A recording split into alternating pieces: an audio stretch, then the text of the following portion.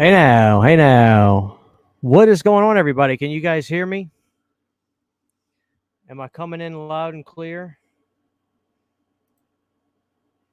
Can you hear me? Can you see me? There we go. Get rid of that background. All right, guys. Old CHH finally getting back to doing some solo streams now. Of course, Planet Dirty and stuff will be back. Unita is now on Nick's channel. Planet Dirty's be once or twice a month.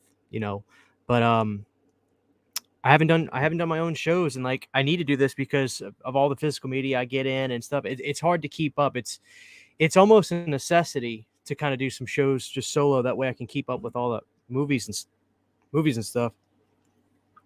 Because it's been an amazing year, sensational year for physical media. Audio is good. Awesome. Let me say hi to everybody in the chat. Let's start from the top. Jonathan Sango, what's up? Joe Bob, how are you? Adrian, how are you? TGB, Saturn Video, how are you? Iron Wolf. Dugginator32, hey Christian, new subscriber here. Hope you're doing well, brother. I discovered your channel about a week ago or so, and you helped me discover the Sam Adams beer. Just wanted to hop and say hi. Hey, man, that's awesome. Zombie Collector, Raised on Fiction. Prey, how are you? Dave Vanderhoff, what's up, Dave? Justin Smith, how are you? Mike's Horror Corner, what's up, Mike? Brent Madison, been using the Unita candle caramel apple scent all week. Such a great scent. Looking forward to the new upcoming holiday scents. You and me both. Dude just released an album in CHH We Trust. Well, TGB, if you go to Spotify and look up CHH, I've got, I think, 7 or 8 songs up now available that you can listen to. So definitely go look up my music, man. My music's up on there. Let me fix this autofocus so it'll stop moves and then it adjusts. And all right, let's see. Let me set this where it'll stop adjusting. It's got to be perfect for you guys tonight. All right, let me get this stuff out the way. Autofocus off. All right, there we go. All right, we're good now. Tiger Man, Cable Channel 11, Corey Martinez, Retro Tiburon. How is everybody doing?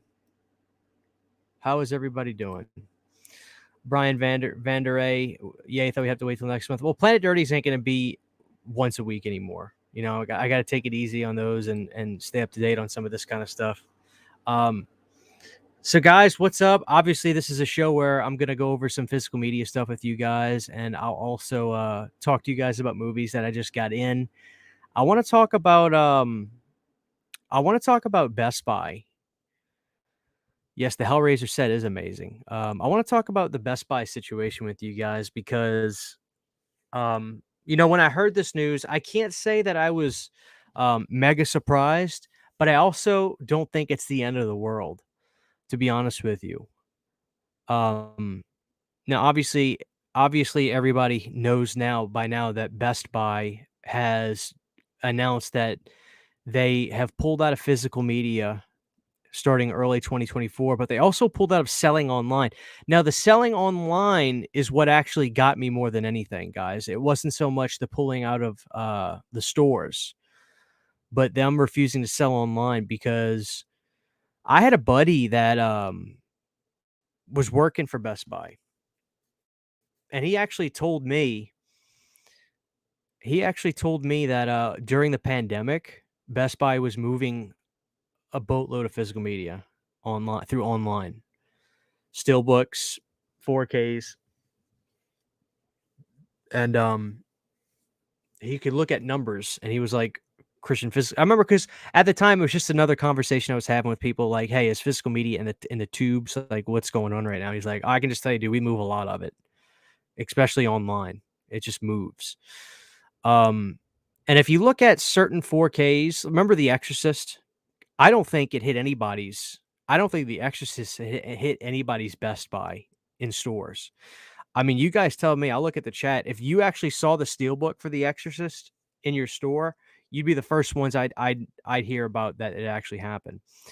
Because when I looked, you know, online, this is what I would do. Like at midnight, I would go on the site and I would be like, okay, if I can get the steelbook and pick it up, I will.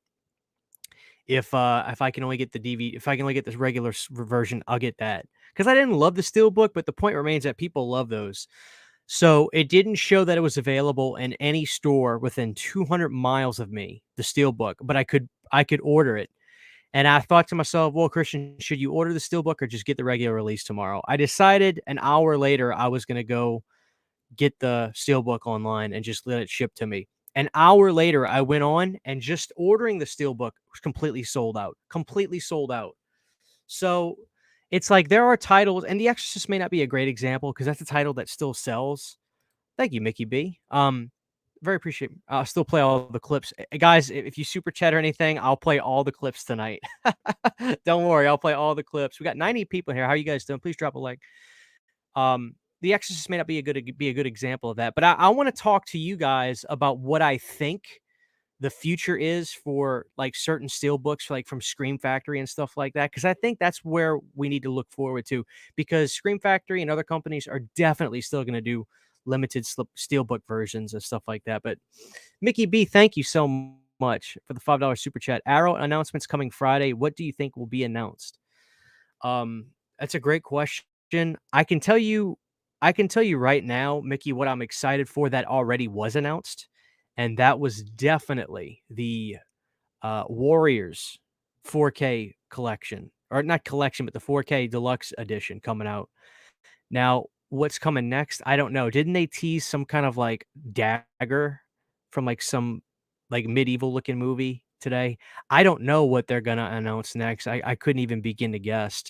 I couldn't even begin to guess, but um, I know that what's been announced for December has me over the moon. Like I said, I'm super excited about the Warriors, and there's that big collection. Somebody in the chat, tell me what it was called. The something collection. Everybody was like, Christian, don't sleep on those. Don't sleep on those. Those are actually fun movies. But I can't for the life of me. I guess I could look it up. But for the life of me, I can't remember what that was. Let me see. Let me go to Arrow. Maybe Arrow. I can go to their page and look at the announcements. All right, let's see. That's the October releases. Did they not do? No, they had to have.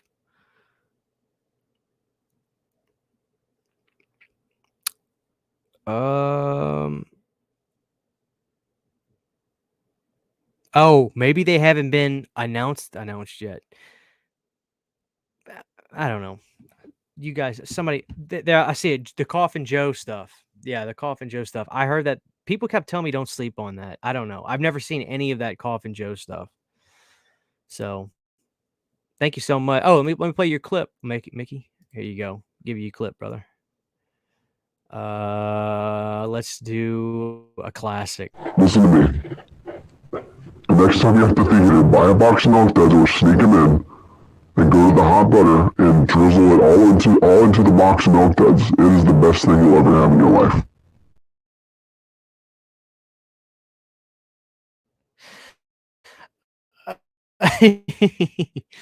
Oh man. I couldn't find it in stores. My Best Buy is horrible. Doesn't really stock most stuff in house. To be honest, I never go to a physical Best Buy store anymore. So it looks like a lot of you guys don't even care, to be honest with you. Like it's not even a problem. It's not even a problem that the Best Buys, and I'm kind of with you guys because I'll tell you why. I've been doing most of my physical media online lately, but I do look in stores while I'm out. There are plenty of other stores and ways to get physical media. It's not solely based on Best Buy. Thank God, right? People wait by those computers and buy multiple copies. It's ridiculous. I hear you. Walmart is just ripping Best Buy stickers off and selling them in stores, says Sean. Wow. Wait, have you guys seen Best Buy steelbooks in Walmart? Are you kidding?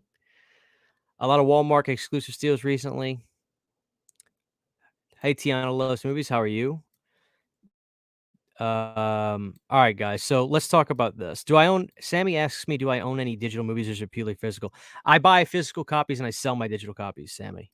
which everybody needs to be doing. Anyway.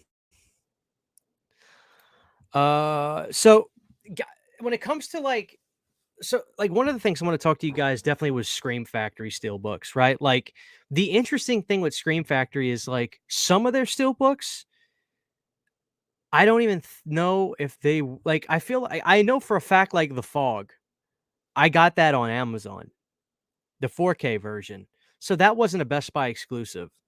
And other stuff, it's weird because some stuff just simply won't be Best Buy exclusives that they do, and other stuff will, like Pumpkinhead.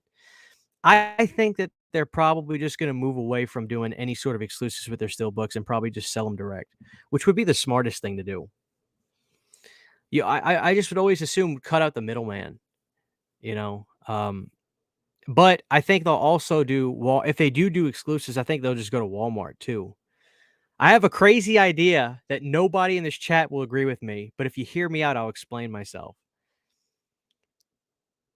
If Scream Factory decided to take on another company or another thing to do exclusives, I was like, it has to be a store where they still exist everywhere, which is getting harder and harder in 2023, right?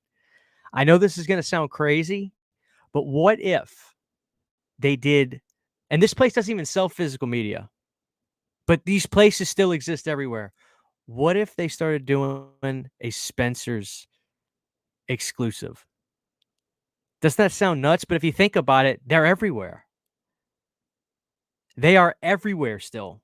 As a matter of fact, one of the big towns near me just opened up a giant Spencer's in the outlet shopping mall. Not even like in a mall, just like in the outlets next to like a Target and Best Buy and Bed Bath and Beyond. They opened up a whole new Spencer's there. And it's actually crazy. They had a whole line of t-shirts that were like almost acid wash t-shirts with all kinds of horror designs on it, and it was a bloody disgusting collaboration line, you know? It's nuts. Um, but everybody I talk to says they got a Spencer's, but they don't even sell physical media, so why they wouldn't do that. But I honestly, I really think it's all gonna go to, I agree with Mark Allen. Amazon is gonna get a lot of it, which is probably for the best. Like, I've gotten to the point, guys, to where I'm kind of over buying movies at the store anyway, or even driving. I'm such a hermit. Like, what's the point of even spending the gas money to go drive and get it? The only thing I think people like about it is if there's a movie they want, they can pick from the copies to get the one that has the least, like, damage on the slipcover or if the steel book's dented or not. Like, that's the only thing. But even if it is, I just know people, they'll send it right back and have Amazon send them another one, you know? Buy your physical media, buy the dildos.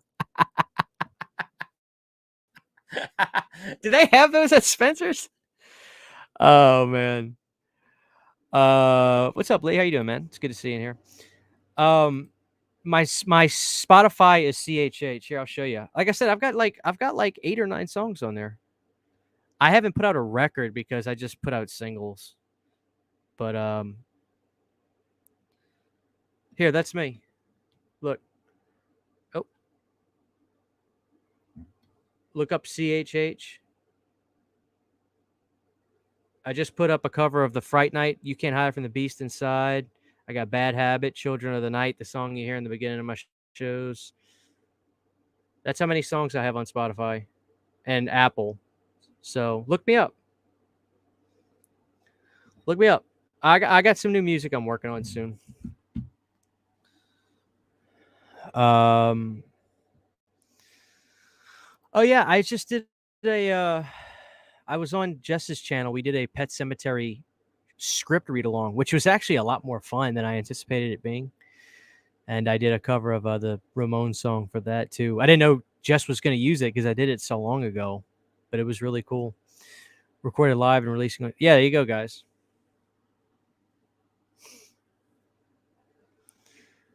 Is $70. Thank you, Retro Tube. You like the Jason Lips cover. Is $70 worth it for the Scream Factory Halloween 2 Steelbook, Christian? You talking about the Blu-ray one? No. No, man. Like for $70, you can. I just get the 4K release. It's got a better scan on it anyway. I wouldn't do that. I wouldn't do that, Jeffrey. Don't pay $70 for that steelbook unless you're just a diehard Halloween 2 fan and you collect them all. But if you just want to see the movie in high quality, get the 4K release, and it's got a Blu-ray with a 2021 4K scan on it. It's probably even better. Lee said he saw Five Nights at Freddy's. You know what's funny about the Five Nights at Freddy's thing is it was like I feel like everybody said this too. Like, shouldn't that movie have come out in like 2017? You know, I feel like that movie was. I feel like Five Nights at Freddy's like was literally on top of the world in like the late 2010s. I know it got to a certain level of pop culture because I even bought the game for like my computer. I don't do that. But when something gets super popular that much and I even get curious about it, like I remember getting that from my computer. So I feel like they should have made that movie years ago. You know?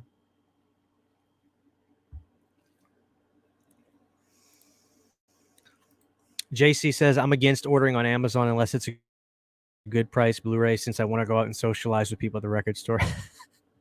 I can't relate to socialize. No, that's not true. I like to socialize. Oddly enough, like when I go to the record stores, I just keep my head down and I flip like a madman and I know what I'm looking for and then I get the hell out of there. I get all my socializing done at work. I don't have any cool record stores near me, though. I got to drive to all those.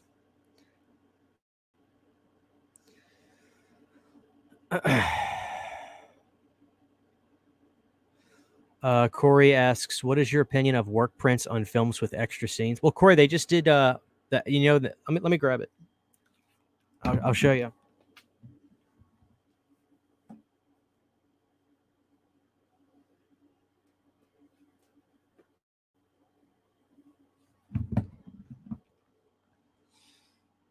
They just did that.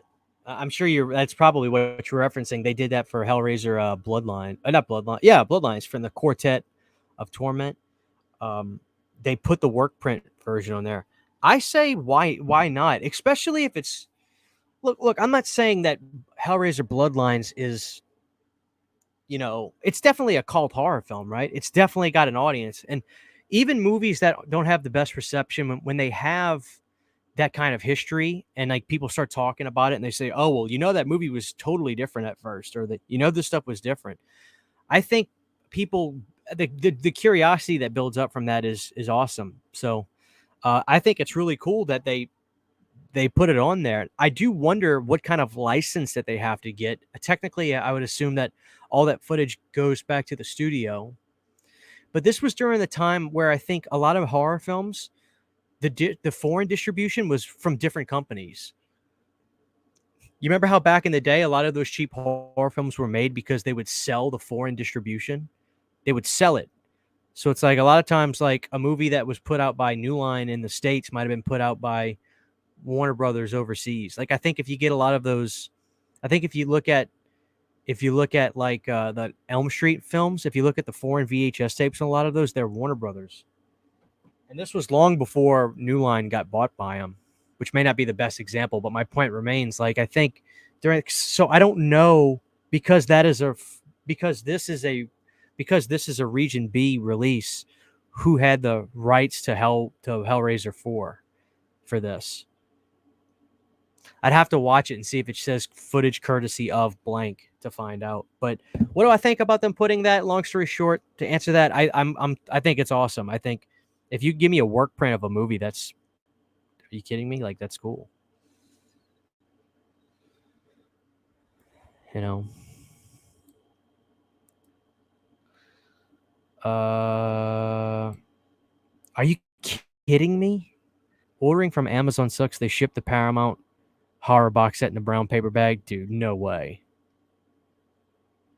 Oh, by the way, now that it's actually release date, I can confirm it is in fact Sweeney Todd, which I haven't watched it yet, but I gotta be honest. So like, I was looking at the comments when I I got it early from Paramount, and they said, "Hey, just don't show the title." I was like, "Okay, that's fine."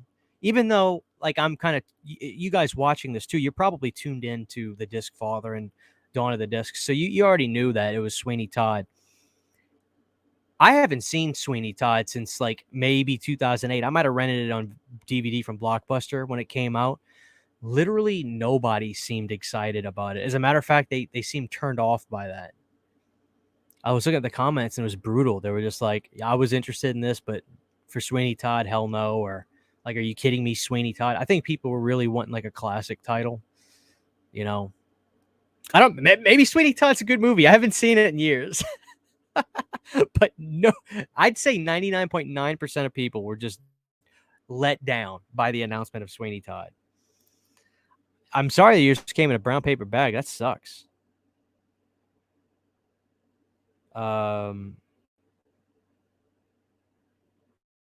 Anyway.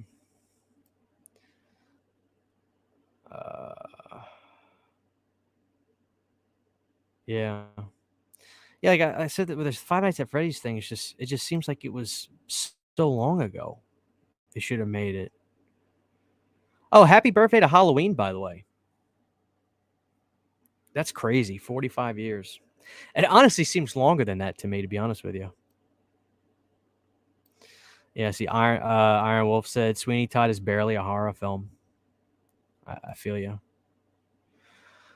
Here's a great question. Guys, I want to show you some of the titles I have that I'm excited to watch and review too, by the way. I need to do that. With all the Steelbook releases this year, do you have a favorite based on the artwork?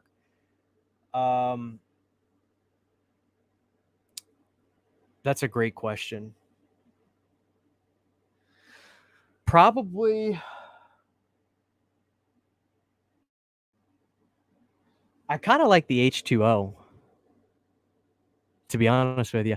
You know, it's like I think it's funny that the CGI mask made the front cover, right? I think that's pretty funny, but at the same time, like it's actually a gorgeous steelbook, and they fill that thing with art. I think I like the Halloween H2O one.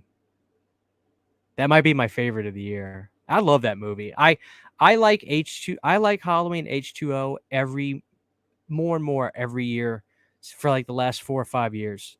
Like I used to go back and forth on it. I used to almost kind of not like it, but every year I watch it, I just say, does this one have flaws? Sure, but this is just like a damn fun, quick, awesome Halloween movie.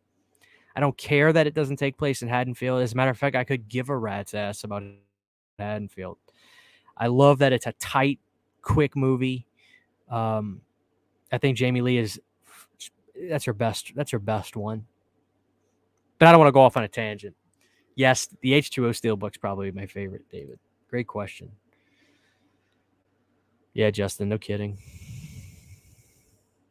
Oh, it's a musical? Fuck. Son of a bitch. What's up, Brandon? Sweeney Todd rages. Of course. Brandon hates every good movie, but then he's going to talk about loving Sweeney Todd. Five Nights at Freddy's was development since 2015 with multiple writers to write the script, hence the delays. What is the delay about that movie? Oh, you're right. I forgot about the Walmart steelbooks. The Leprechaun one's my favorite. The Leprechaun one. That's a good one. Little Shop of Horrors. Did you review Jeepers Creepers Reborn? I reviewed it last year when it came to the theater. I saw it in the theater. By the way, we have 130 people in here. Welcome, guys. If you don't mind dropping a like, I'd really appreciate that. I saw Jeepers Creepers Reborn in the theater, and then I got that steelbook. I don't know where I put it. I have the steelbook. I did a video on it. I want to show you guys some of the movies I got caught. Let me just catch up with some of these comments. More like Weenie Rod. How's the picture quality on Last Voyage of the Mirror? Dave, I'm going to watch that tonight when I get on the treadmill. I saw your comment yesterday. I told you if I haven't hit you up about it, just message me. I'm gonna watch it. I'm gonna watch it soon. Halloween H2O is a great Halloween movie. Jamie Lee is perfect as Laurie Strode. Yeah. All right, guys, let me show you some of the stuff I got. I'm excited. Who remembers this movie? The Others.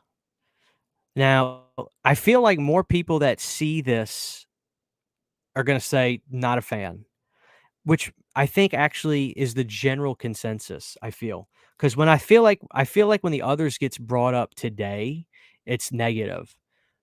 But I remember when this came out, and I know I have somewhat of a mature audience. I have people that watch this channel that are older than me that definitely saw this in theaters.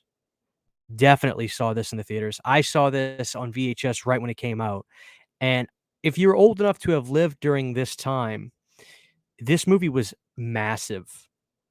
I mean, it was the talk of the town. 2001, like, there was some cool movies that came out. You had Signs, or was Signs 2002? I think it was 2001, but it's like, let's just say it was 2001. Signs, Jeepers Creepers, and The Others. That's what I think about. You also had Joyride. But guys, like, the reason I was excited to get this, I literally haven't seen The Other since probably 2002 or 3, and I used to watch it all the time, and it always scared the hell out of me. I knew the twist. I just remember the movie being creepy. Obviously, I don't think it's gonna be scary anymore, but is it gonna be entertaining and good? Or I'm wondering, okay, yeah, Signs is 2002, but, like, I'm wondering how much is my memory gonna let me down with this? I am excited that this is 4K. Um, somebody was asking me if this was, I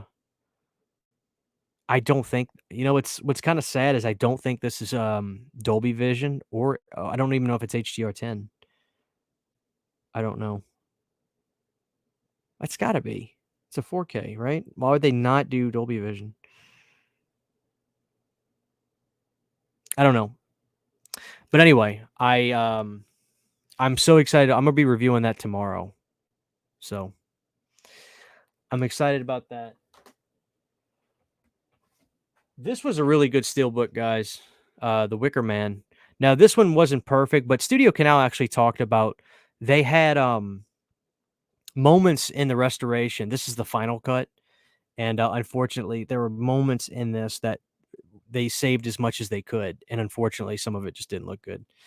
Um, but for the most part, this actually looked really good, and Christopher Lee as Lord Summerall was incredible. So that was a Lionsgate Steelbook. Now, I don't think these go out of print too easily, but I hope these Lionsgate Steelbooks just start becoming straight up available on Amazon. Know that Best Buy's taking a hike, or they go to Walmart, you know. But regardless, I hope those don't go away because these are actually priced right, guys. These are $20. Where you got the Scream Factory ones are like 30, sometimes 34. It'd be like the price point is so much better with those Lionsgate ones. Let me check the comments. You know what movie doesn't get enough love that came around the same time? The Skeleton Key and Stay Alive. Skeleton Key, I remember really liking. Wasn't that filmed in New Orleans? Or am I imagining that?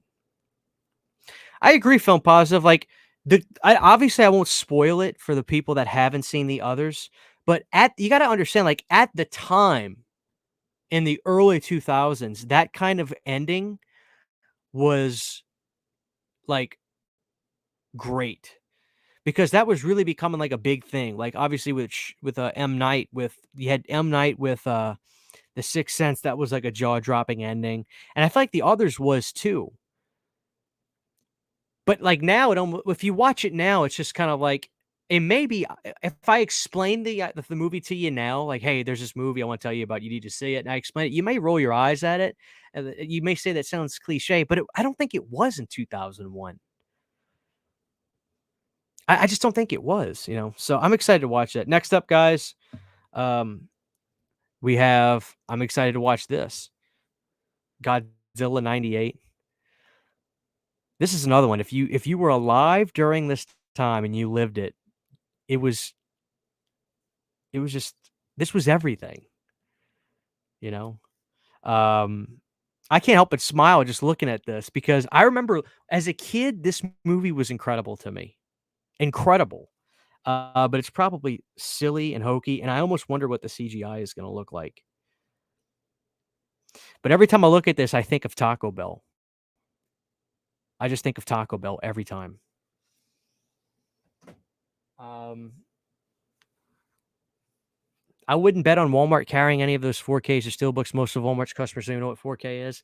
Yeah, but I mean, I don't know, Saturn. I mean, I kind of agree with you, but at the same time, I feel like the motions are already happening. Like, did you see that Walmart? I feel like there's a transition.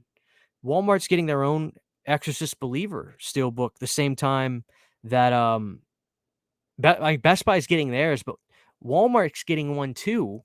And to be honest with you, I almost think Walmart's is cooler looking. Now, what the price point's going to be, I don't know. I can't see Walmart selling steelbooks though for $34.99 in there.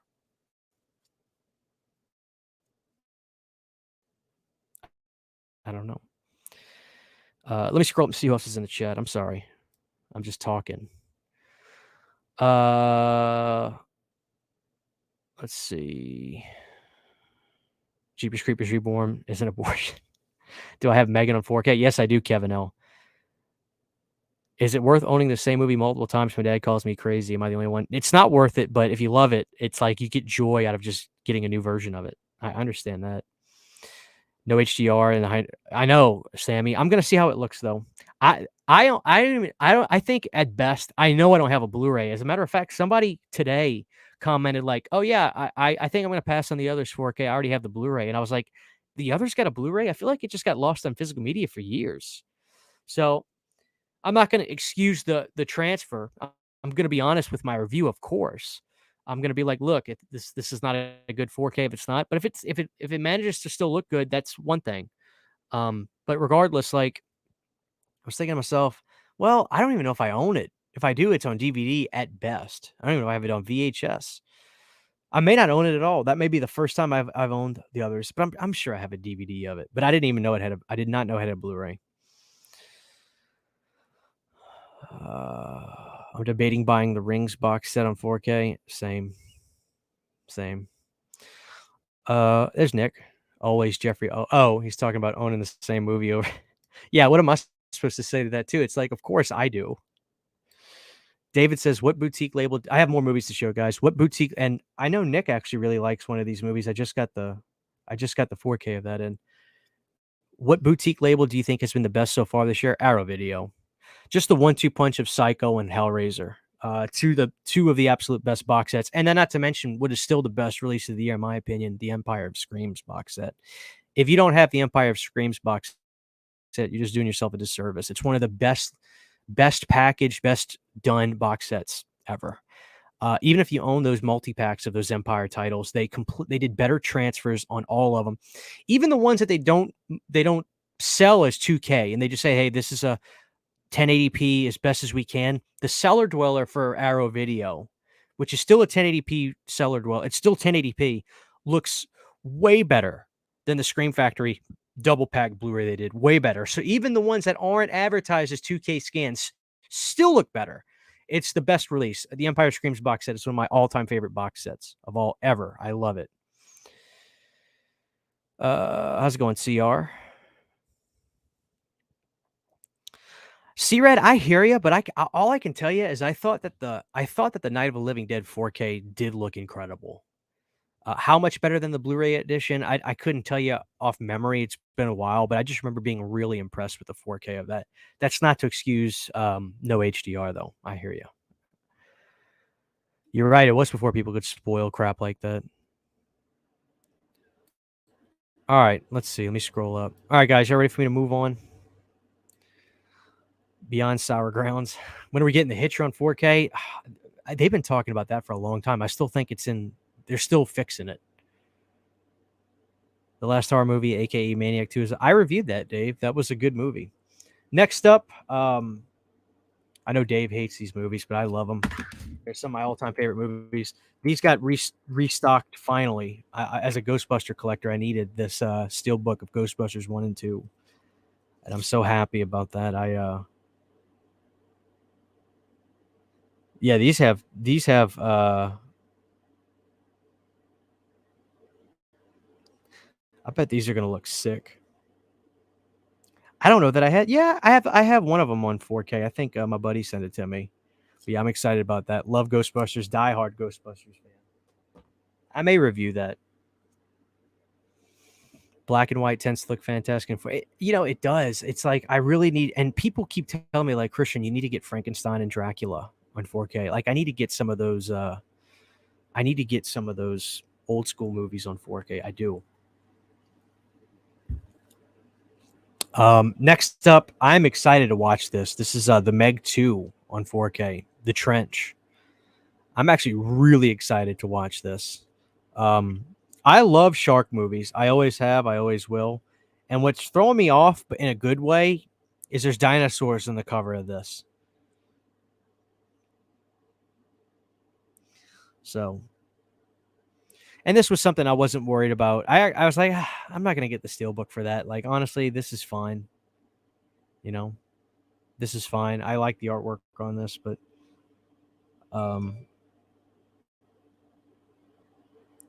get ready for the ultimate adrenaline rush is Jason Taylor.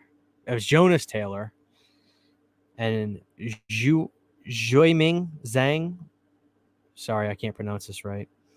Lead a daring research team in a high-stakes battle for survival against massive megs and ruthless environmental blunders in the deepest depths of the ocean. So, but like what I love about these is I feel like this kind of movie making is a dead art, and the fact that a Meg 2 got made right now is lovely. I love the first Meg. Perfect, Corey. Meg 2 feels more like a cheesy Jurassic Park. Perfect. So I'm deathly excited to watch this. So again, I'll probably review this because I need to start reviewing titles like this instead of just boutique label titles. I feel like I don't do enough mainstream movie releases and review those. So I need to go out of my way to do that. Do I think Hostel will get a 4K? It needs one, Kevin. No, I'm a big Hostel fan. I still need to see Meg 2, but I really enjoyed the first one. So is Best Buy's final nail in the coffin for final nail in the coffin? No, you shouldn't be freaking out. No. There's still a market for it. Best Buy's just getting out of it. My money says that a lot of the Steelbook stuff is going to go to Amazon and or Walmart.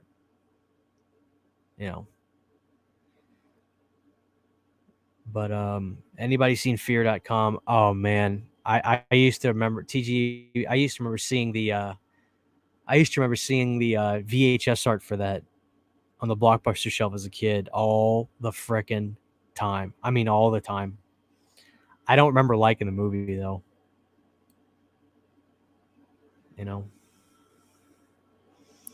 Next up, guys, I can't wait to review. People told me it looked incredible. And I'll tell you what's really great about this. I'm going to wait till after Halloween to review this. My favorite martial arts film of all time. I got a media book of Bloodsport. What's insane about this, guys, this is the first time I've ever seen this. This release is Dolby Vision, HDR10, and HDR10 Plus compatible. That's the first time I've ever seen a movie do that. And there's actually a lot of bonus features on this too. So I'm gonna as soon as Halloween's over, this is the first thing I'm doing, and I'm literally chomping at the bit because this is my all-time favorite martial arts and or action film. I'm a diehard Jean-Claude Van Damme fan. I've seen everything he's done, even a lot of his. I've seen damn near everything he's done. He did a movie, guys. Listen, there's a movie. Maybe somebody in the chat here has seen it. He did a movie in 2004 called In Hell, which is one of the darkest, most depressing, dramatic prison movies I've ever seen. It is incredible. I mean, it is legitimately incredible. Deleted scenes on Bloodsport. It says an uppercut into the action movie A-list, a knockout interview with Jean-Claude Van Damme, Blood Rights, scripting a canon classic, Wham Bam, Thank You Van Damme, a return to the ring with cinematographer David Worth, a sporting chance, tunes to tap out to, the fighting sounds of Paul Herzog, audio commentary with Sheldon Leddick, Paolo Toca, and James Bennett, introduction to the film, and a U.S. theatrical trailer. So no deleted scenes. I did see Welcome to the Jungle, Justin Smith, and Van Damme's in all but 6 minutes of it. So you see, I'm not a fraud, Justin. I have seen it. He shows up in the beginning, he disappears, and pops back up in the last 5 freaking minutes. Terrible movie. Terrible. I hated it. I own the Blu-ray of it. Yeah, guys, I'm glad. Oh, I'm glad to see some Van Damme fans in here. In hell, yeah. Sammy, I'm so glad you brought that up. We have got to look this up, guys. Hold on, look, guys. We're going to talk about the best physical media announcement of the year so far. In a minute, let me go through the rest of these. I only have 2 left. If you guys want me to review this, I definitely will. This is the new RoboCop documentary, and I'm gonna answer your question about Expendables, Kevin. This is from Screambox. It's a 4-hour documentary. Can you guys handle that? Can you guys handle 4 hours of RoboCop? 301 minutes. Here's the slip art. I'm dying to watch this. It looks cool though. This is one of the best movies of all time.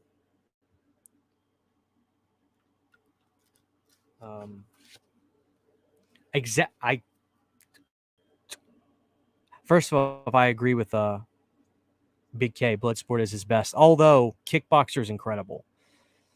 Justin, I'm getting the new RoboCop game. RoboCop over Terminator. I agree. RoboCop is the best movie of all time. Now, guys, I have to. I watched 4.5 hours of In Search of Darkness too. So I guess I can't joke. John, we're gonna talk about that in just a second, guys. So, guys, check this out. Cyborg is great. Y'all gotta stop with Van Damme. Y'all gotta get me worked up. You guys know I love action films. Which somebody asked a question: am I gonna be talking about horror movies every video next year? I want to talk about the channel and everything like that. I want to get feedback from you guys as well, from my actual viewers. So here's the last thing I want to show you guys. I've never seen this movie. I'm ashamed of myself, but I'm going to fix that. And again, I'm probably going to review this after Halloween. Carlito's Way. This is the new Arrow Video release. You know. Naeem, thank you. Is that how you say your name, Naeem? Hey, Christian, new sub, loving your content. That's awesome. Thank you so much. Welcome. Appreciate that. Carlito's Way, guys. I know this is, which is pathetic because De Palma is one of the best to direct. You know, De Palma did one of my all-time favorite movies, Scarface. So I got this, and I'm excited to watch it. This is the 4K of, like I said, Carlito's Way from '93. So that's a good year. I saw the trailer. John Leguizamo's in this too. Of course, he was great in that Iron Wolf, right? Pacino's great in everything. But yeah, I mean, I'm dying to watch this. So I got to talk to you guys about Walking Dead as well. All right, guys. So I want to show you something. One of the most incredible announcements for physical media happened. Yes, I have, Hippie. I've seen a ton of Al Pacino films. One of my favorites is Cruising. For some reason, I've not seen. I know. I mean, everybody was kind of like, "Come on, Christian." Like, I get it. But for some reason, I just have not. I have not seen Carlito's Way. I just don't know. You know. I know. So, guys, the most amazing physical and media announcement happened a while back. And if you're my age or older, you kind of have an affinity for this movie. You may not tell people it's a good movie. You may not be super proud to talk about it in public, but you love it. And it's this represented a time, guys, where movie making could get incredibly weird. And crazy things could happen. A movie like this could never, ever happen. Could never, ever happen today. Everything is totally processed. Everything is totally You know, we got to do group tests and all that. Um, it just can't happen. Let me pull it up because I want to show you guys. All right, here we go. So check this out, guys. I'm going to do screen share. I haven't picked out which one I want yet. I'm going to show you guys the two. I'm going to show you guys the two versions that I'm interested in. By the way, I have 139 people in here. Welcome, guys. Please drop a like on the show. Please drop a like on the stream. I'd really appreciate it. I'm working here. All right, guys. So this was the greatest news I'd ever freaking heard of. The real Super Mario Brothers from 1993 is getting the greatest physical media treatment I think I've ever seen from Umbrella Entertainment. Now, I have a number of Umbrella titles, maybe like 5 or 6. And they're a solid. I've never had any issues with their releases. As a matter of fact, they're always solid, good releases. What you're looking at right here is the super deluxe version for $100. Now, I know what you're saying, Christian. That's a lot of money. That's $100 for a release. Oh, there's Ken. He actually says he thinks Carlito's Way is better than Scarface. Wow. Now I'm really excited for it. But anyway, listen. Guys, I will take no slander. I will take no slander on this, guys. Let's look at this. The Trust the Fungus Super Mario Brothers 30th Anniversary Collector's Edition 3-disc 4K plus 2 Blu-rays plus a book plus a film cell plus posters plus stickers plus art cards plus a slipcase plus the rigid case. Now, this is like the box. What I like about the box for the hard rigid case is it actually looks like the old Atari game. Nocturnal Toothbrush. This is the original 1993 Super Mario's movie that is getting a 4K release and from Umbrella. This is a foreign release, but because it's 4K, you can watch the movie. But the Blu-rays may in fact be Region B. So I can't tell you yet if they are. But I love this. I can't help it, guys. I love this hard box art because tell me I'm wrong. That looks like the old Atari games. I agree, Film Positive. Super Mario Brothers 1993 is better than the new Mario movie because it actually feels like a movie, not a video game advertisement. I mean, I agree with that. I didn't hate. Now, guys, hold on. This is not the only version that they have. They have cheaper versions. But I didn't hate the new Super Mario Brothers movie per se, but I thought the guy who voiced Donkey Kong was terrible. Who was that? Was that Seth Rogen? Like, they needed a deep voice for him. Was it Seth Rogen who voiced Donkey Kong in the new one? I hated it. I hated him voicing Donkey Kong. It made no sense to me. But here's the thing. The original Super Mario Brothers movie, guys, it is a fever dream. There are giant bodies with these suits on, with these tiny little creepy dragon heads on it. It's nightmare fuel. As a kid, this movie was pure nightmare fuel. Yes, Dennis Hopper's in this. Was that Dennis Hopper? Yeah. That was Dennis Hopper in this movie. I kept thinking it was Viggo Mortensen. I was like, is that Viggo I'm thinking of? No, Dennis played Bowser. So there's that. You also get a collection of behind-the-scenes experiences and art. This book for the movie. When I saw this movie as a kid, it terrified me. You know, when we did the Rad 9 movies that scared us, I'm an idiot because this should have been my number one. This movie kept me up at night. It haunted my dreams. It was just terrifying. I'll show you some of the imagery if you don't know what I'm talking about. But what I do like about this set is you get they made a vintage magazine for the movie, which I just think is really cool. Stickers, all that stuff, books. I love that old school art that they did. I can't help it. But like I said, like, you either love this movie or you either love it or you effing hate it. You either love it or you effing hate it. This movie is a fever dream, and I will always stand by it. I will always stand by it. But anyway, check this out. So like this is the big version you can get. This is the super giant version.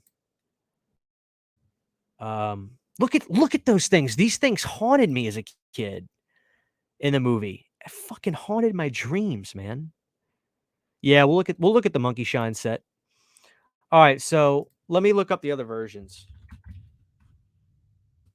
Now, you can get it, let's say you say to yourself, "Okay, I kinda want it." They put it out on Blu-ray.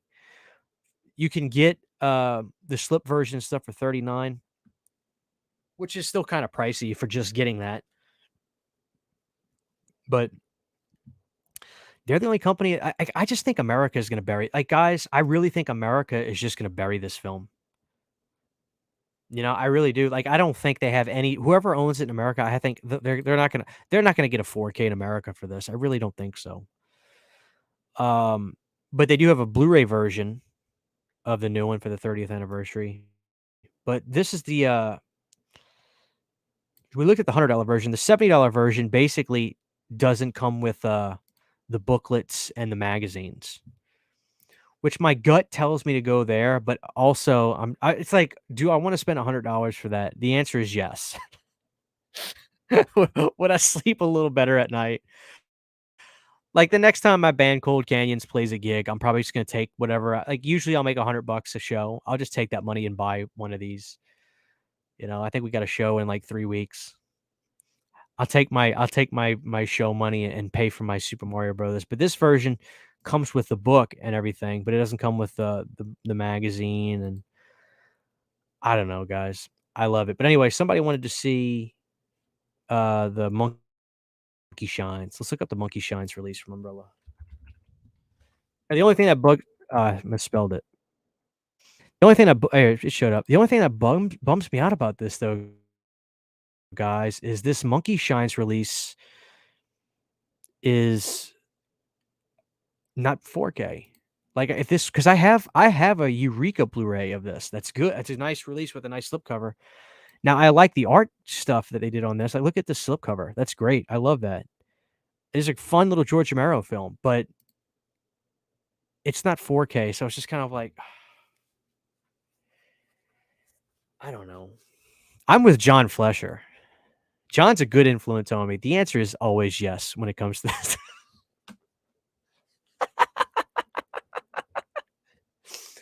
All I know is when I've got my $100 Mario Brothers set and I'm reviewing it and all of you are watching it bitter as hell because you didn't spend $100 to get film cells, books, magazines, hard shell cases, the joke's on you. But yeah, Umbrella's got some cool stuff, and I'm probably gonna get the big bundle because it's just like if I'm gonna if I if I'll spend $75 to get a nice 4K release of the Super Mario Brothers, I'll spend 100. And I can already see it now when I get this thing next year. This comes out in January 2024. When I get this thing and Sydney sees it, she's gonna be like, "Are you kidding me?" And I can honestly say I'm never buying this movie again. Justin, what's funny is I literally know 5 people. I can name them right now that are getting it. You want me to name them, Justin? I'll name them right now. Me, believe it or not, Brandon. Brandon won't. He's so excited about it. The dude who loves movies, Cody. Ken, Mid-Level Media. Garrett, Mel, My Killer Podcast. And I don't know if Justin is getting it. I don't know. But take that away. That's 6 people. And John Flesher. Of course, John Flesher. That's 7 of us. That's 7 copies that they're selling. No, Josh. Yeah, I'll pay for it. Like I said, the next time my band has a gig, I'll beta. Garrett buys everything that doesn't get. What's funny is I remember it was probably like 3-4 weeks ago. Garrett did it might have been on Instagram or YouTube or whatever. He got a copy of The Wicker Man. And here's the funny thing. You guys laugh. Y'all laugh. Listen to me. Mark my words. That $100 bundle will sell out. Mark my words. John will tell you.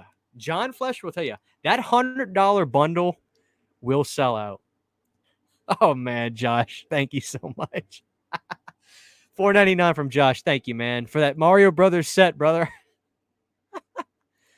Oh, man, I really appreciate that. Let me give you a little something for that. It's always been Creepshow 2. The one that we have is great value, so it's a Creepshow 2 also, to me, just feels like that perfect 80s time capsule. You know what I mean? Like with the Firebird and the second sequence and all that stuff. The one that we have is great value, so it's a Walmart brand. It'll flip your lunch tray. Thank you so much, Josh. I really appreciate that. Did you grab the Umbrella TMNT Stinko Vision? No. What the fuck? Umbrella TMNT Stinko Vision. Hold on. Got me swerved. Guys, you know I love Ninja Turtles. Christian, CHH, did your Mother's Day 4K ship from Finger Syndrome? Akeem, mine shipped yesterday, I think. Let me see.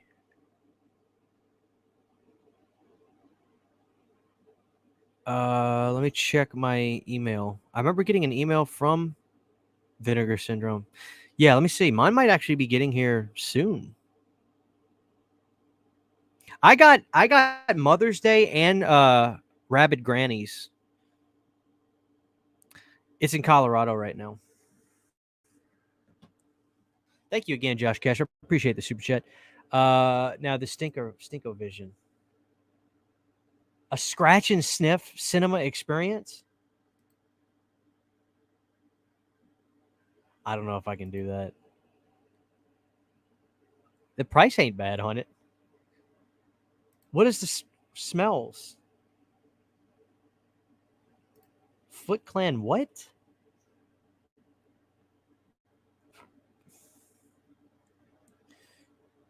Yo, they got a nice release of Ninja Turtles 3. Oh, it's a 3-movie collection, everyone. I remember Toad was just a dude with a fuck. This movie is drug fueled. The movie is completely drug fueled, guys. I can't emphasize enough how drug fueled it is. I do want to talk to you guys about something. So, like I said, I've got a lot of physical media stuff to go through, but I want to talk to you guys. I want to have a serious conversation really quick. Let me ask you guys a question. What do you watch the most from my channel? Do you like the live shows? Do you like the collection videos? Like if I do horror Blu-rays I want you to own? Do you like best 4K releases? 4K releases that blah blah blah. Like, tell me what it is you kind of like from, because I want to do an experiment and I want to ask you guys your opinion and talk to you guys about the channel and the plans that I have going forward and things like that. Because you know, I just want to explain. I want to explain where I'm at. I want to give you guys my thoughts on stuff. What's up, Cody? That's right. Everybody like the roundhouse kick button for me. Let me see something. We have 122 people in here. If we've hit 100 likes.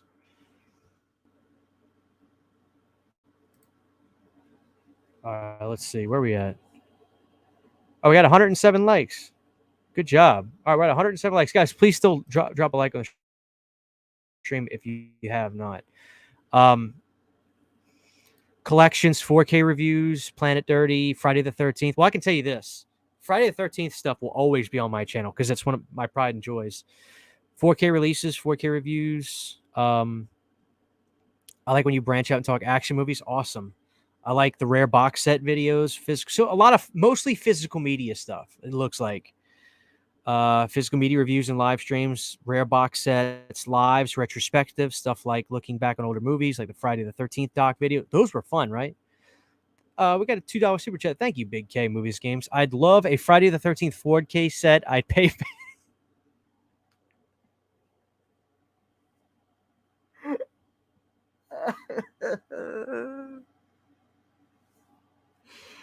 I'd pay beta price.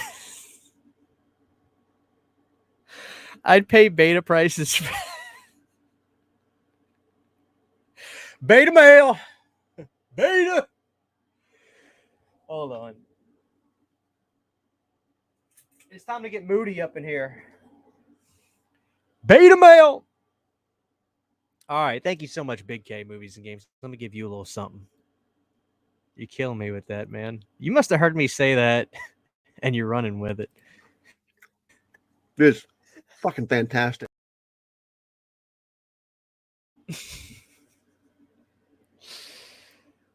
Top 10s, room to horror, physical media. So there's a centric theme here. It looks like you guys like the show. So like I said, Planet Dirty and stuff's not going anywhere. Again, the You Need a Horror podcast will be on Nick's channel going forward as well. All your videos are entertaining. I wish I was home more when you go live. I never went live by myself anymore. And the reason I'm going to try to start doing this once a week and try to do Planet Dirties. We'll have a Planet Dirty in November. Even if I didn't need to take a break from doing all my other shows just to keep up with all the physical media stuff I'm doing and the opportunities I have, I need to do a show like this to literally go over titles to talk to you guys about. Sometimes doing a live show, I can go through 5-6 titles at a time. Like today, I'm showing you stuff that I got, things I'm working on. Like it's a kind of a necessity at this point, which is that's something I saw that Garrett was doing. He was like, man, we get so many movies in, it's impossible to just try to do a video on every one every day. Go live, talk to your audience. You can get feedback on this or that and show all these stuff. So that's kind of what this is too. But of course, to be here with you guys. So here's the deal with all of that. Here's what I want to get at. The things that you love about the channel will never stop and change. But I do need to start making somewhat of a concerted effort to sprinkle, not change the channel. Obviously, horror is my life, but to sprinkle some action 4K reviews. Like if Die Hard gets a 4K, guess what, guys? I'm going to review it. I'm going to talk about Die Hard. If Lethal Weapon gets a 4K, which it's criminal that it hasn't, I'm going to review Lethal Weapon, which is my favorite buddy cop movie of all time. Like Bloodsport on November 1st, you guys be ready. We're going to do a deep dive onto that 4K of Bloodsport. Look at the special features. I got to sprinkle that kind of stuff in. Like, guess what, guys? Like, you want to know something? Scrooge is getting a 4K. One of the best Bill Murray and Christmas movies of all time. You're damn right. I love that movie. I regret this. It's the little things that I regret, guys. Like I love looking back that my favorite comedy of all time is National Lampoon's Vacation. I love Chevy Chase. I named my Boston Terrier after him. I agree. More sci-fi. You're right, Iron Wolf. But like when Planes, Trains, and Automobiles came out last year, I love that movie. Now, that 4K wasn't great, but those bonus features were incredible. I didn't review it. I got cold feet, even though I rebranded to open myself up to have the opportunity. That's why it's not Christian Hannah Horror, it's Planet CHH, which I love my rebranding.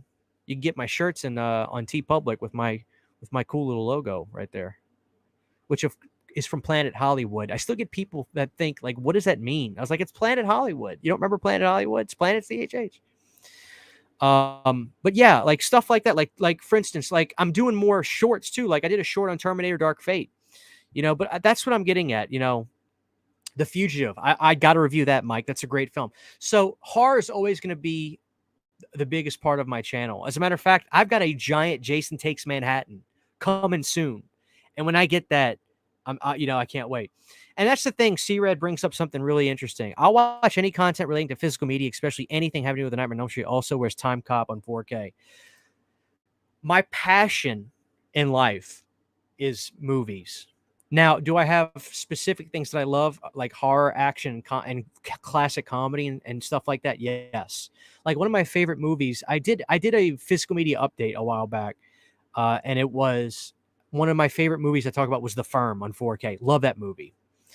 Um, but my passion is home video, guys. Like if you go and watch my house tour I did, you'll see a wall of Laserdisc. I love home video. I really do. It's like my passion. Home video, I love 4K, Blu-ray, and Laserdisc. Those are like my three favorite formats. I still think Blu-ray is probably one of the best formats ever. When you look back, Blu-ray really did give us everything we needed. You know, they had the ability to give us more bonus features because the discs had more space on it. We could get 4K and 2K scans. Granted, they're not as good as HDR, but honestly, like when you look back at Blu-ray, guys, Blu-ray was perfect. Uncle Buck, oh, John Candy, like stuff like that. When that comes out, guys, you know, Justin, if you're seeing Steve Smith, you tell him Christian wants his Jason. I'm ready for it. He had to get more fill-in foam to stuff my Jason. He ran out. Tremors 2, like I'm getting that, but that's kind of horror. But my point is, guys, like I really want to be able to cover stuff, new stuff as it comes out that I'm interested in. Like Oppenheimer. I never saw the movie in theaters, but when that gets to 4K, I really want to watch that and review that 4K. And I think I can give an interesting perspective, giving that I not only haven't seen the film, but I never saw it in theaters, and I never got to see the 70mm print of it, which I would have loved to. So I'll be able to actually really react to the home video version of that film.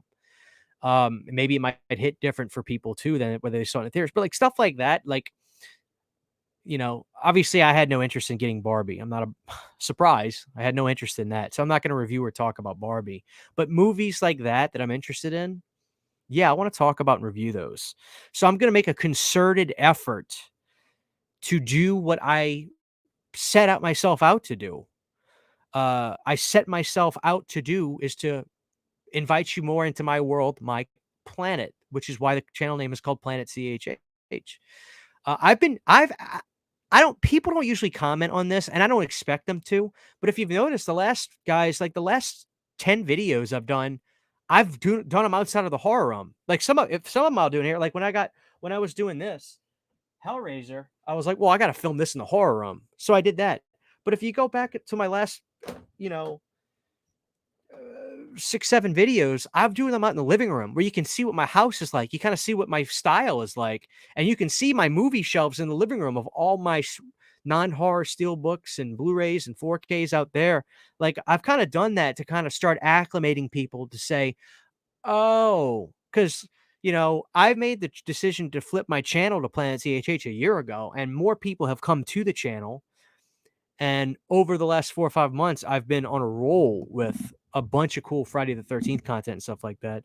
And that's never going away. I can always make Friday the 13th content. As a matter of fact, I enjoy it. But my point is, I've been trying to subtly let people see, oh, Christian, he watches a lot of stuff. He's into different stuff. So that's the point of me kind of starting to film videos outside of the horror realm. So with that being said, guys, I'm always going to be me. The channel's not going to change, but I'm definitely going to try to start doing my best to cover more titles coming out that I'm interested in. You know, of course, if they release Friday the 13th 2 on 4K for 3 times in the next few years, I'll get all of them and review them. But like stuff like Oppenheimer, I'm so excited to get that. Titanic, you bet your ass I'm reviewing that.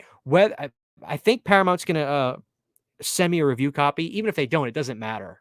You know, I haven't heard back from Paramount. But even if they don't, which I think they will, but even if they don't, it doesn't matter. I am dying to see Titanic on 4K. Are you kidding me? I mean, are you joking? Of course, you have to get Titanic on 4K. You know? What's funny is, oh, Jesse, yes, Disc Father announced that True Lies and now hold on. I say he announced. He said that and this has been in the works. There was actually a thing I saw. A guy was at some what were those movies with the blue people that James Cameron did? Avatar event. And this guy that worked with James Cameron was doing a Q&A, and some guy, it was on video. I saw it on Twitter. It was a real video.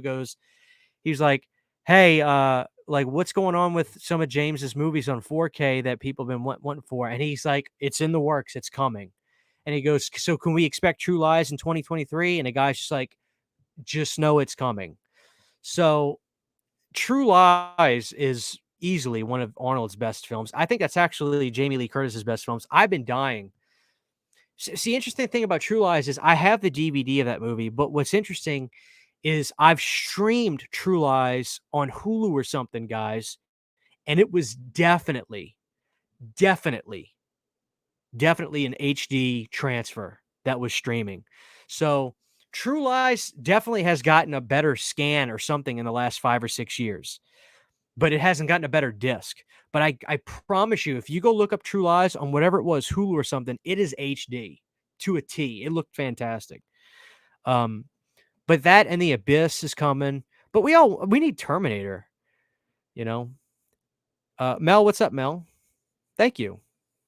My Killer Clowns hat. I got this a few years ago. I think I got it at Spencer's or probably Spencer's or Spirit, which I guess is the same thing. But yeah, everybody's dying for True Lies, you know. But one of the ones I'm excited about in December is definitely The Warriors. The Warriors is going to be fantastic from Arrow. I'm giving my old Blu-ray version to a friend. I was telling her, I was like, she hadn't seen it. I was like, oh God, it's legendary cinema. Just, it's one of the best films of the 70s. It was 79, right? It's not 80, it was 79. So I'm dying to get that 4K release. That's going to be great. True Lies wouldn't be in my top 5 Schwarzenegger movies. Wow, that's interesting. I don't know where it would be for mine. It would probably be pretty high, but my number 1 is, until the day I die, will always be Last Action Hero.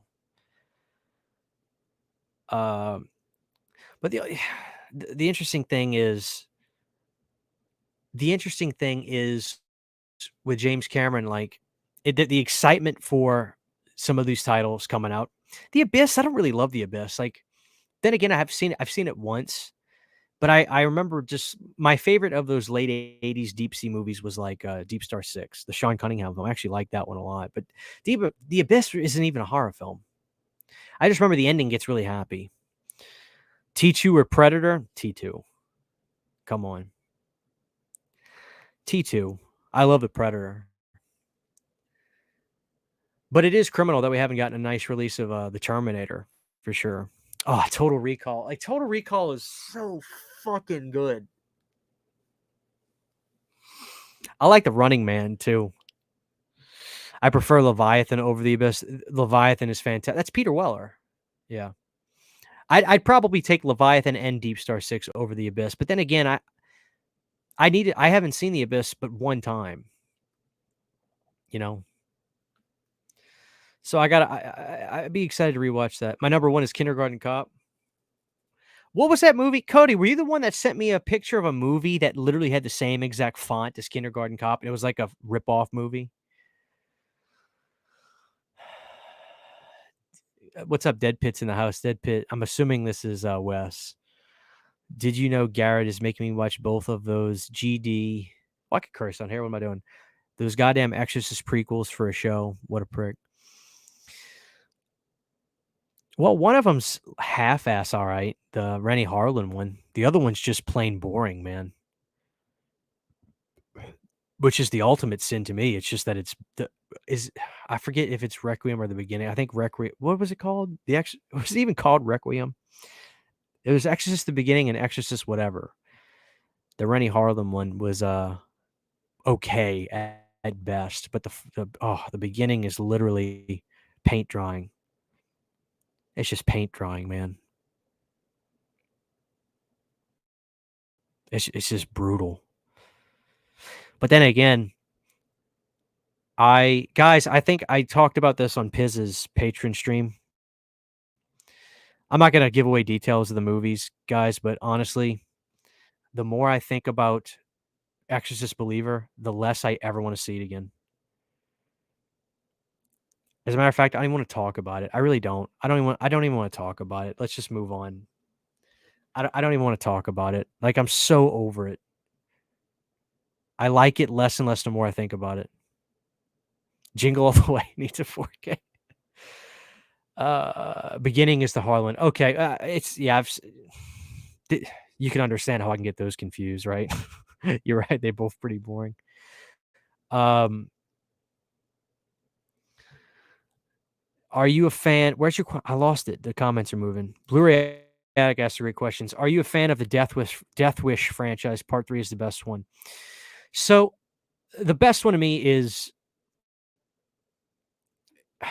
I don't know. 3 is extremely fun. I like 2 a lot.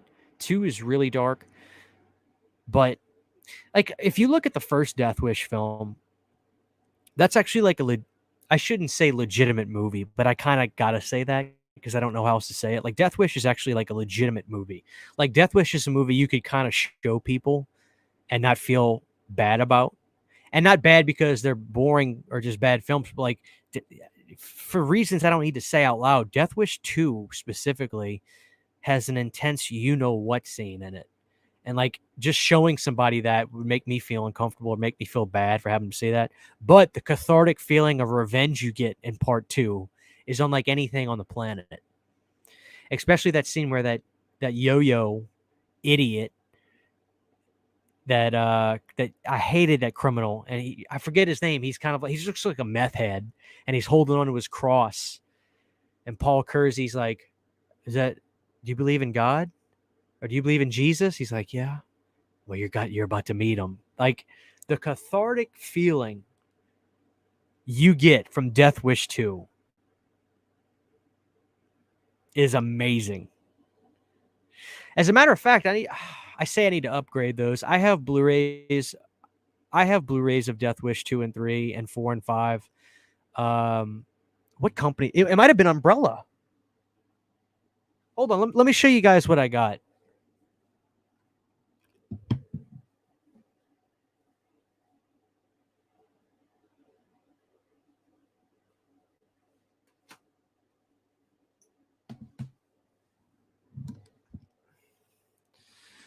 So I have Death Wish on Blu-ray, which if I can look up some reviews of the 4K and I get good feedback on it, I might grab Death Wish on 4K. I might. I kind of have these in here because they're so brutal. I keep them in the horror movie section. So I got this. Yeah, this is Umbrella. This is a Death Wish 2 and 3 collection. And these looked pretty good. They're unrated. They're unrated. So I was thinking to myself, I don't know if I should upgrade these. I definitely don't need to upgrade 3 because this I got, Pizzle reviewed it, and then it went on sale. This is a Scorpion 2K scan of Death Wish 3. This one looks fine. I don't need to upgrade this one ever again. This Death Wish looks great. Death Wish 3 looks great. Death Wish 2 looked fine. And then I have this. I just saw that they released Death Wish 4 and 5 separately, but I've got this already. This is perfectly fine. This is the Umbrella release of 4 and 5, which I like 5 better than 4, if memory serves, but they're a step below. So if anything, I might upgrade Death Wish, but I might just stick to keeping Death Wish 2 and 3 to just to this. Just to this. I don't know.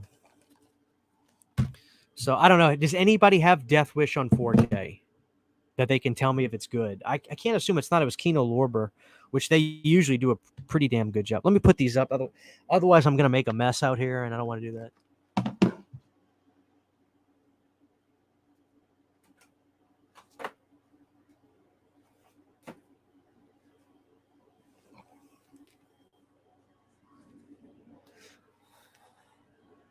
What's up, Michigan Dipper? I'd ask Jeff Goldblum to sign my Death Wish copy just to see if he would get uncomfortable. I don't think he would. 10 to Midnight is amazing. You know, it's funny, like, I talk about Scream Factory. They need to put out more original titles like The Haunting of Julia. But if they put out 10 to Midnight in 4K, I wouldn't think twice about it. I wouldn't think twice about it. I really wouldn't. That is a fucking great movie. I need to see the Bruce Willis Death Wish remake again. I remember liking it. I saw it right when it came out. Technically, it was the first Death Wish movie I ever saw, I guess, because, you know, did you hear they're doing another Final Destination movie? Shit. Really?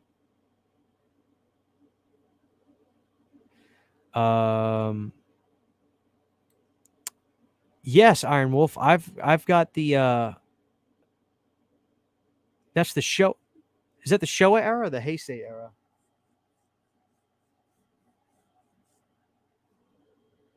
That's the Heisei era, right? Hold on, check it out, Iron Wolf. I'm a versatile son of a bitch.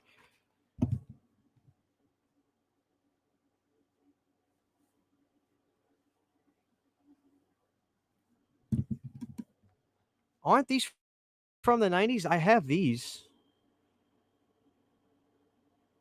I want to say these were from the 90s. They felt like they were from the 90s. I can't remember the year. They felt very 90s to me. Is this it? I watched these. Now, there was the Showa era, but I didn't get that one. But I have the Heisei era ones. And I love Gamera.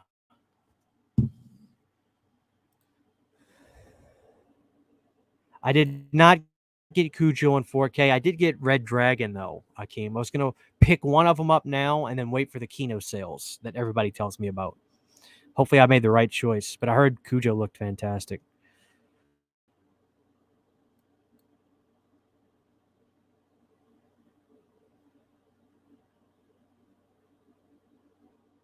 Your opinion on John Carpenter's Suburban Screams?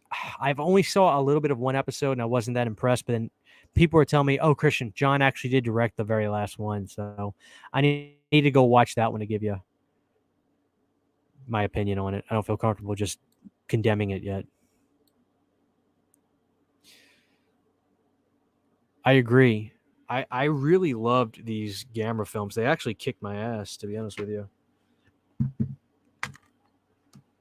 This was a nice little release from Arrow, by the way, guys. The Heisei Gamera films. You know, you think we'll ever get Killer Clowns on 4K? Well, it's funny. Like probably like a month or so ago, everybody was for sure that was coming out from Vinegar Syndrome. Then it just never happened. But we all thought it was coming. You know, he directed an episode over Zoom. You got to be kidding me. Oh, my God. Oh.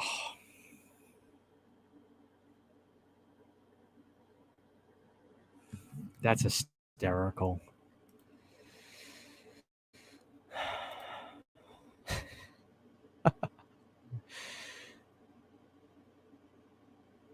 Did you watch it, Jetstream?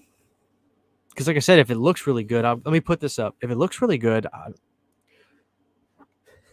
he directed it over Zoom.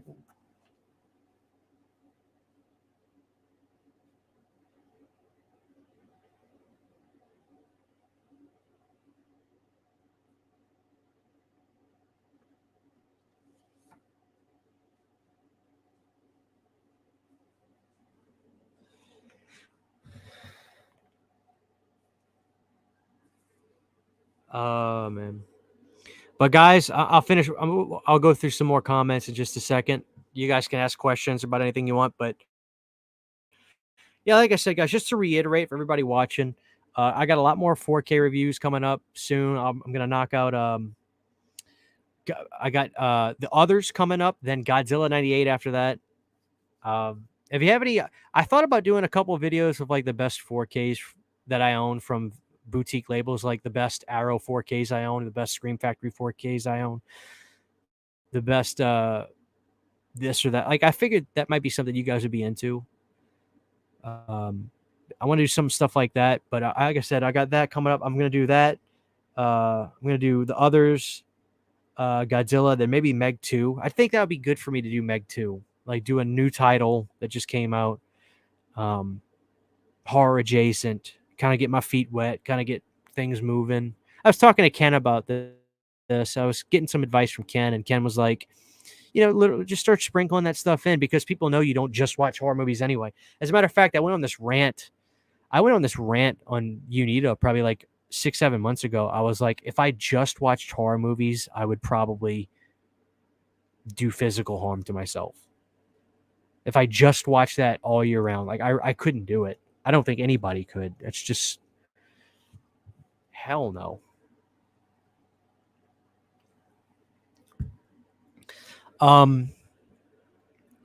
Would you say Bad Dreams is better than any of the Elm Street films, Christian?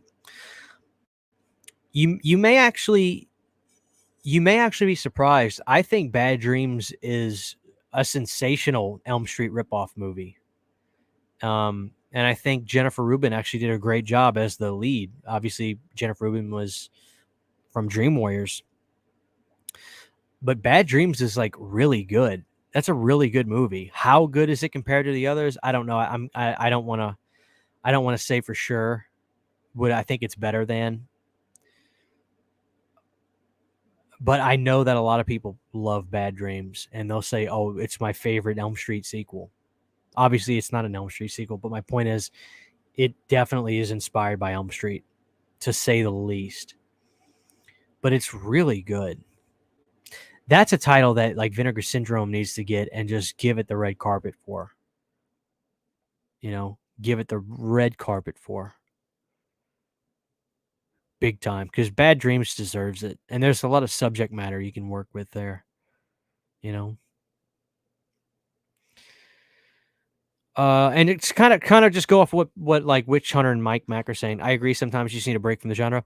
It's not even necessarily that I need a break. It's just I just need to like at least like once a week. Like I said, like when Scrooge comes out, let's talk about that. Let's review that. When Uncle Buck comes out, oh my God, I'd be more than happy to do that. And like my problem is I would get these movies and then just not review them. Like when Wayne's World came out on 4K. Why didn't I review that? I love Wayne's World. It's got Alice Cooper in it. Why didn't I do that? Why didn't I talk about those movies? I need to. They're a part of my DNA the same way. So I'm just hurting myself by not doing it, to be honest with you. Is Night Killer any good? Seems a little like Night Killer is an insanely bizarre, wacky movie directed by the guy who did Troll 2. Night Killer is hysterical. I think I own it.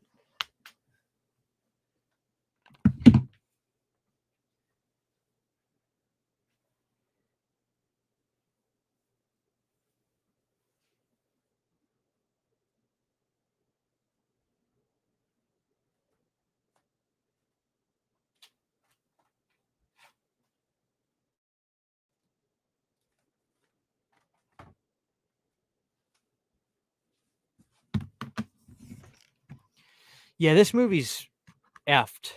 Night Killer. This is Clyde Anderson, aka Claudio Fregasso, the great Claudio Fregasso, a genre filmmaker. This movie is insane. It's actually hysterically entertaining. I actually think it could be his best movie, not intentionally, but that's the beauty.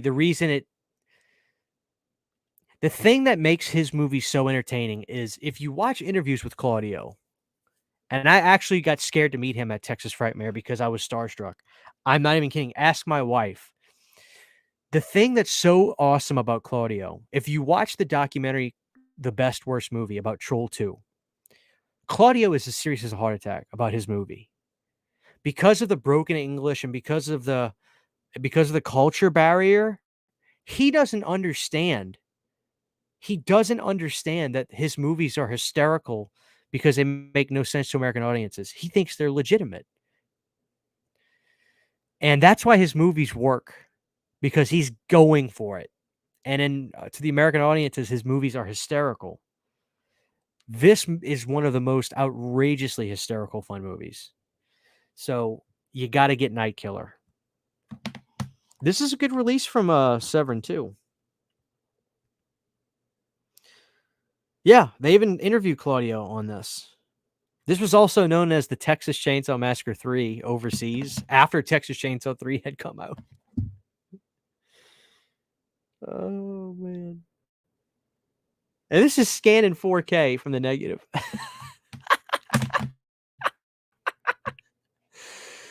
Oh, the last great comedies. You guys want to talk about? We'll go for another 5 or 10 minutes, guys. We'll wrap it up. I got to go running after this.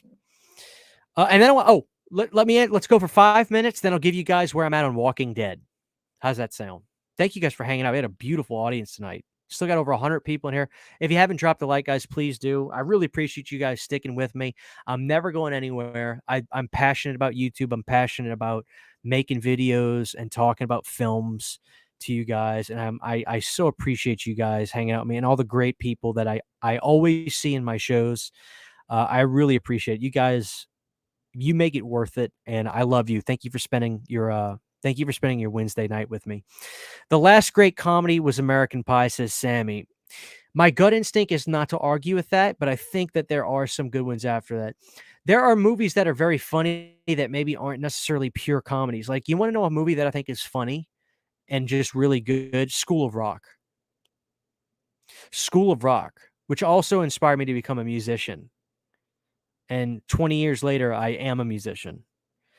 You could argue that I'm not very good, but I do put out, record, and write my own music, which I says on Spotify and Apple Music. Artist named CHH. I'm putting music out on there. If you become a patron, by the way, for even $1, you can listen to over 200 songs I've covered that are on Patreon. You can download them. You can use them. If you're a patron, you can download them from there. You can use them for whatever you want. You can, whatever you want to do. So if you want to hear a bunch of music I've done for just $1, you can subscribe to my Patreon and just go to the MP3 library. I've done Springsteen stuff. I've done Billy Joel. I've done a lot of songs from horror films. I did the October Blood soundtrack. I do all kinds of stuff in there. But anyway, I don't want to keep plugging that, but what was the last great comedy? I see somebody say Hot Tub Time Machine. Hot Tub Time Machine was funny. Hot Tub Time Machine was funny.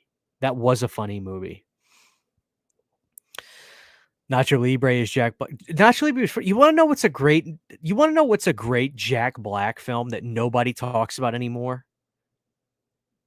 Nobody talks about this Jack Black film, and it's hysterical. You guys ready? Shallow Hal. Who remembers Shallow Hal? Somebody has to remember Shallow Hal. Please. Shallow Hal is a classic comedy. It is hysterical. If you haven't seen Shallow Hal, he gets a spell casted on him to where he sees big women as like supermodels, and he basically falls in love with one. And it's got like a silly ending, to make the world go around, like all stupid modern comedies have. I say modern. This movie's like 20 years old, but it's funny. Shallow Hal is classic. What is the name of that motivational speaker guy with the big head? He's like one of the original motivational speaker guys. He's in the movie. Yeah. The Jackal. You guys want to know what was an interesting Jack Black film? It was called Bernie, I think. Tony Robbins, yeah. Yeah, there you guys go. He did a movie. Jack Black did a movie where he played a polka guy and he like embezzled money from people just to keep doing polka shows. Hold on, Jack Black. Okay, now guys, you want to see like kind of like a good, it's a drama comedy. It's like a black comedy film. It's like really dark humor. It's called Bernie. Bernie, let me give you the premise for Bernie. Bernie is a movie from 2011. It was an indie film.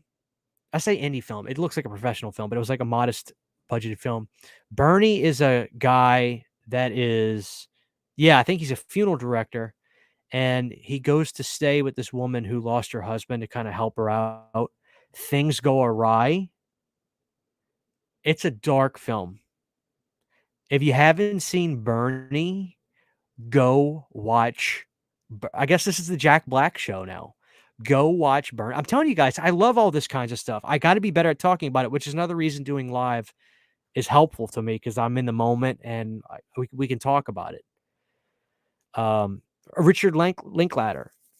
That is him, isn't it? Let me see. Yeah. I want to say that was based on a true story. Matthew McConaughey was in it.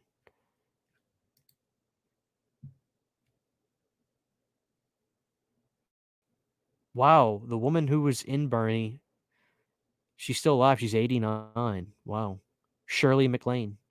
Was she a big star back in the day? Oh, she was in Steel Magnolias. That's where I recognized her name.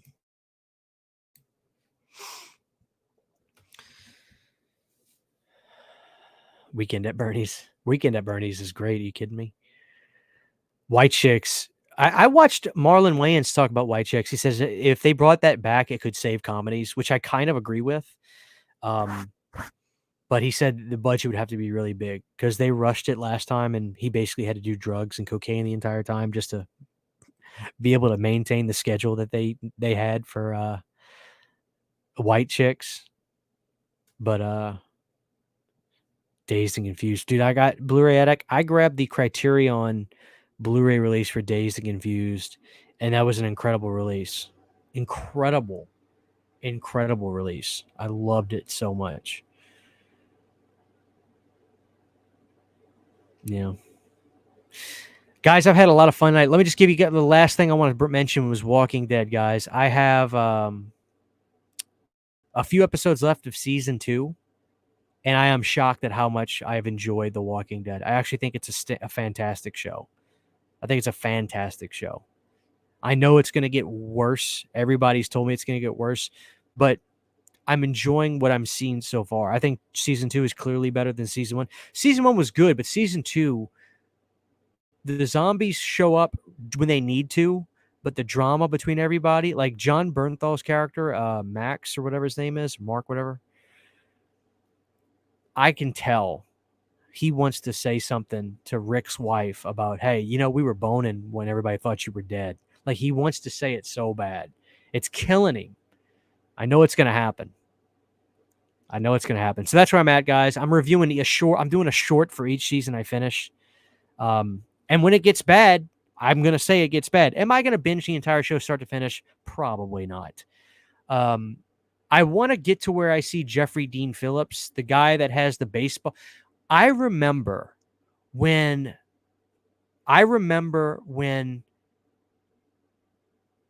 this guy came into the fray of the show. I wasn't watching the show, but the marketing was insane.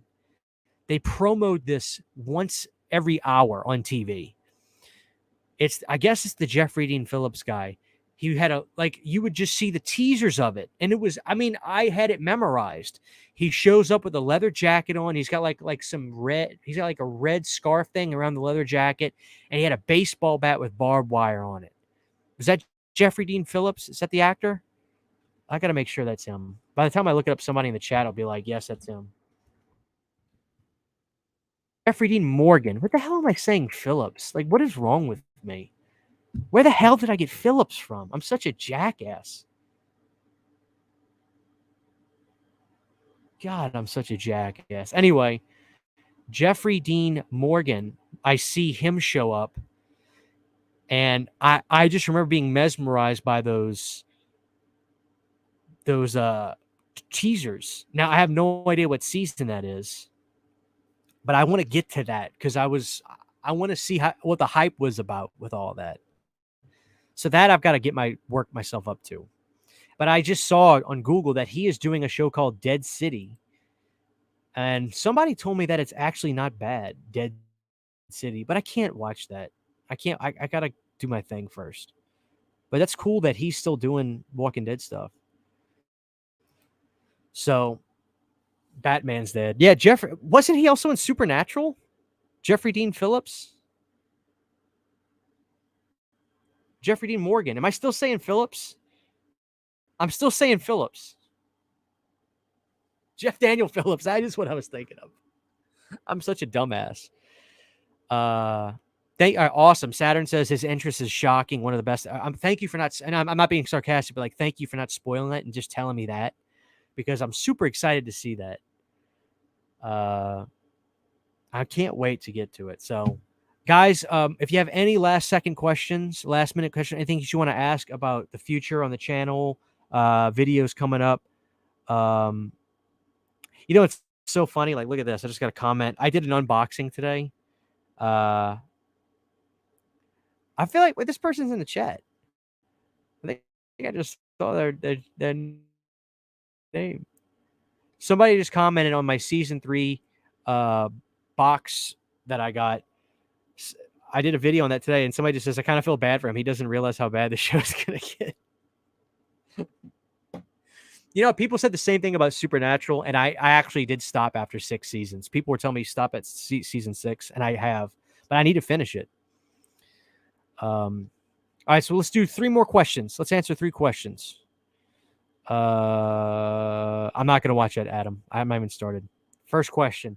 Return of the Living Dead 3 is greater than Return of the Living Dead 2, true or false? It's just personal opinion. I'd love to just give you a true or false, but the truth is, like, it really depends on what you like. For me, I love how colorful, I love how fast part 2 moves. I love the soundtrack to part 2.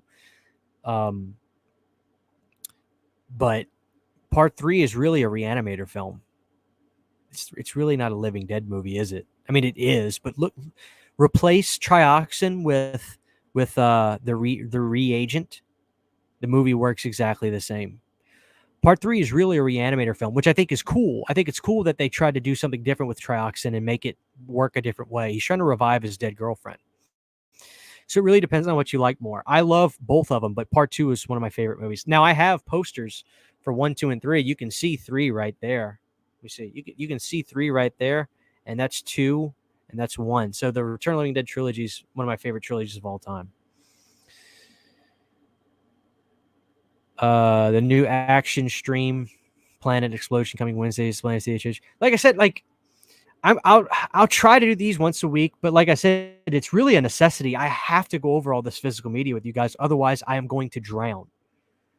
I am going to drown, because more than likely I'm not going to be able to do individual reviews for this stuff. So I can come back on and I can cover Carlito's Way. I can come back on in a week and I can cover stuff like this, and I'm getting more stuff. So some stuff I have to do video reviews of, and other stuff it's impossible. So this is kind of a necessity, although I'm happy to be here with you guys.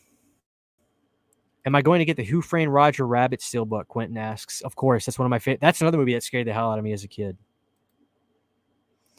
We need a limited edition vinyl EP from you. If I could figure out how to do that and not cost me a fortune, Byron, I definitely would. Mike and Justin kind of asked the same question, so I'll give them both credit. Halloween weekend plans, and what are the Halloween plans? The Halloween plans for me on the day of is to just relax. Just relax. Watch movies with my wife. Relax and watch movies with my wife. That's simple. Everybody and their mama is probably going to stream. I think I'm going to take it easy and relax. I got no reason to be on the internet that day. Yes, I have seen The Rocker with Dwight Schrute. Last question. Favorite comedy soundtrack, movie soundtrack? Ridiculous answer, Blu-ray Addict, but if you listen to the soundtrack, you'll understand why. Caddyshack 2 has one of the greatest soundtracks of all time. Comedy is a word that you can arguably take away from Caddyshack 2, but the soundtrack is incredible. Earth, Wind, and Fire, Kenny Loggins, Nobody's Fool. It's an amazing soundtrack. Amazing soundtrack. And Jaden asks, what Halloween candy are you going to be eating? Reese's Take 5. The Reese's with the pretzels in them, and incredible. I'm obsessed with those.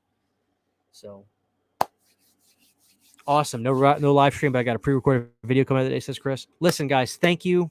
What candy is the GOAT? Asked Sammy. What candy is the GOAT? Reese's Fast Breaks. But that's a candy bar. Let me just give you a candy. I don't know. I think it's probably Snickers or Butterfingers. It's tough, but I tell you, those take fives are really good. If you get those take fives, they're incredible. Listen, guys, do me a favor. We have 90 people left. People are kind of starting to trickle out because I've been saying I'm going to shut this thing off. I'm doing close to 2 hours. Listen, thank you guys for hanging out with me. Thank you for listening to all my BS. Thank you for going over the physical media stuff with me. I really appreciate it. Please drop a like on the stream before you go. I've got the others coming tomorrow. You're going to want to check that out. So put on a notification. Do me a favor. Ding the bell on my channel. I understand you're not going to watch every video I do. Nobody does. Who wants to watch every single video somebody does? Well, I would at least like you to know about the video and be able to decide if you want to see it or not, as opposed to saying to yourself, why hasn't Christian uploaded? And then going to my channel and saying I've done 7 videos and you just didn't know about them. So ding the bell for me. I'd really appreciate that. I'd rather you know about the video and not want to watch it than not know about it and miss it. Thank you guys. Have a great Thursday tomorrow. The others 4K review coming from me. I love you guys. God bless you. And do me a favor, watch a great action film tomorrow for me. Take it easy. See you guys next time.